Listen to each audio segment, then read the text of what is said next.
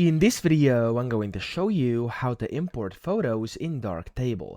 Now, the first thing you want to do, you want to go to the top left here, and you want to click on Import, and from here, you want to click on Add to Library.